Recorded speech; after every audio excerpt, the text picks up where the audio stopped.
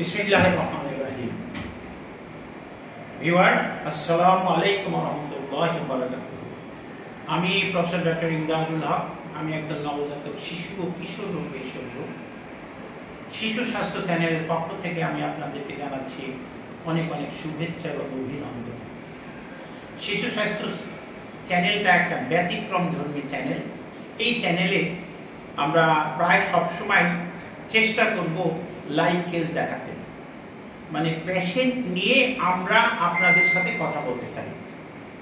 যখন পেশেন্ট থাকবে না, সেরকম পেশেন্ট না থাকলে কিছু কথা তো বিনা পেশেন্টও বলা যাবে, সেই রকম কিছু কথা বলতে চাই।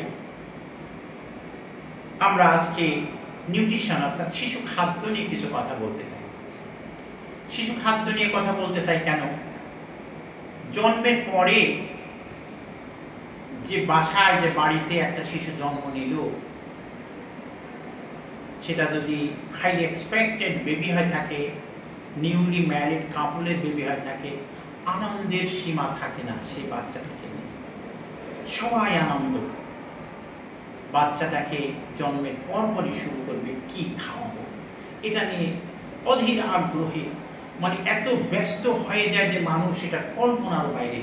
কিন্তু আল্লাহ যে খাবার দিয়ে রাখছে, তার মায়ের বুকে যে খাবার দিয়ে রাখছে, এটা আমরা অনেক সময় ভুলে যাই। আমরা অনেক মানুষের মধ্যে দেখি এটা ভুলে গেছে, আল্লাহ খাবারটা দিয়ে রাখছে, অর্থাৎ শাল দুধ দিয়ে রাখছে। শাল দুধটা জন্মের কয়েক মাস আগে থেকে মায়ের বুকে চলে আসে।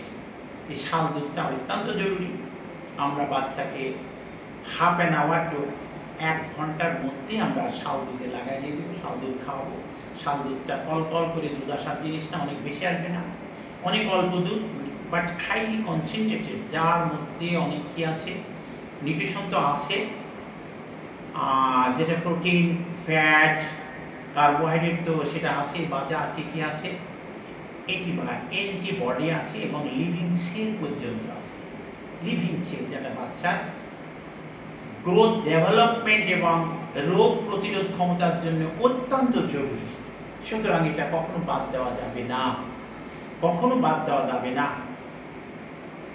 সেই শাল দুধ থেকে শুরু করি আমরা এক্সক্লুসিভ ব্রেস্ট ফিডিং চালাবো আপ টু 6 মান্থ। 6 মাস পর্যন্ত বুকের দুধ ছাড়া 1 ফোঁটা পানি দেব না, বা অন্য কোনো খাবারের দিকে তাকানো যাবে না, বা অন্য কোনো দুধ দেব না। শাল দুধ অল্প অল্প আসবে, বাচ্চা কান্নাকাটি করবে, বাচ্চা কান্নাকাটি করার পর আস্তে আস্তে 3 দিন 4 দিন পর ট্রানজিশন মিল্ক আসবে, তারপরে 30 দিন পরে ম্যাচিউর মিল্ক আসবে, বাচ্চা প্রচুর খাবার চলে আসবে। এই খাবারটাকে দোহাই লাগে, এটা আল্লাহর অশেষ নিয়ামত, এটাকে কেউ নষ্ট করবেন না। আজকে আমার প্র্যাকটিক্যাল অভিজ্ঞতায় আমি বলি, আজকে অনেকগুলো পেশেন্ট দেখতে দেয়, অনেক বাবুদেরকে বাইরে থেকে দেওয়া হয়ে গেছে বাইরের দুধ, যেটা আমার অনেক কষ্ট হচ্ছে, আমার অনেক কষ্ট হচ্ছে ওদের এই কষ্টগুলো দেখে আমার খারাপ লাগছে। এইটা যেন কখনো না করি। তাই এক্সক্লুসিভ ব্রেস্ট ফিডিং আমরা চালালাম প্রথম 6 মাস। 6 মাস পর থেকে বাড়তি খাবার আমরা শুরু করব, তাকে উইনিং ডায়েট বলে। এই বাড়তি খাবারের সাথে বুকের দুধ 2 বছর পর্যন্ত চলবে। 2 বছর পরে শুধুমাত্র খাবার, ফ্যামিলি ফুডের সাথে বাচ্চা যুক্ত হয়ে গেল, আর কিছু লাগবে না। এই বাড়তি খাবারটা নিয়ে অনেক বিপদে পড়েছে অনেকে, অনেক রকম খাবার। আজকে বেশ কয়টা বাচ্চা পেলাম সুজি সাবু বাড়তি খাবার এটা খাওয়ানো হচ্ছে। দেখেন, সুজি সাবু দুইটা কিন্তু টোটালি কার্বোহাইড্রেট। একটা বাচ্চা যখন আমি কমপ্লিমেন্টারি ফিডিং শুরু করব, তখন সেই সময় আমাকে দেখতে হবে মেইন যেটা প্রক্সিমেট প্রিন্সিপালস অফ ফুড যেটা আছে, প্রোটিন, কার্বোহাইড্রেট, শ্বেতসার, প্রোটিন, কার্বোহাইড্রেট, ফ্যাট, তার সাথে ভিটামিন, মিনারেল, পানি, লৌহজাত খাবার সব কিছু থাকা লাগবে। তাকে আমরা বলবো টোটাল খাবার। এই খাবারটা অত্যন্ত জরুরি বাচ্চার গ্রোথ ডেভেলপমেন্ট হওয়ার জন্য। 6 মাস পরে বাচ্চাকে শুধুমাত্র বুকের দুধে প্রতিনিয়ত কিছু এনার্জি ডেফিসিট করছে। ফার্স্ট টাইম 200 কিলো ক্যালোরি, তারপরে প্রতিদিন এই করতে করতে ইভেন আলটিমেটলি 9 মাস 1 বছর যায় 450 ক্যালোরি পর্যন্ত ডেফিসিট করছে, যদি শুধুমাত্র আমরা দুধ খাওয়াই। সুতরাং আমাদেরকে এই কমপ্লিমেন্টারি ফিডিং বা উইনিং ডায়েট আমাদের স্টার্ট করতে হবে। কি দিয়ে খাবো সেটাই বড় কথা। অনেকে ভাবেন যে আলাদা কিছু আছে কিনা, না, দুনিয়াতে আলাদা কিছু নাই। এটা মনে রাখবেন, আপনি ছোট থেকে বড় হয়েছে, বুদ্ধি হয়েছে, বিয়ে হয়েছে, বাচ্চা হয়েছে, কি খায়, আপনি কি খেয়ে বড় হয়েছেন সেটা মনে রাখবেন। সেই খাবারটাই বাচ্চার জন্য। বাংলা কথা আমি এক কথায় বলে দিই, মায়ের দুধ মায়ের থালা, মায়ের দুধ মায়ের থালা। মায়ের থালা শব্দের অর্থ মায়ের থালার যে খাবারটা আছে সেই খাবারটা।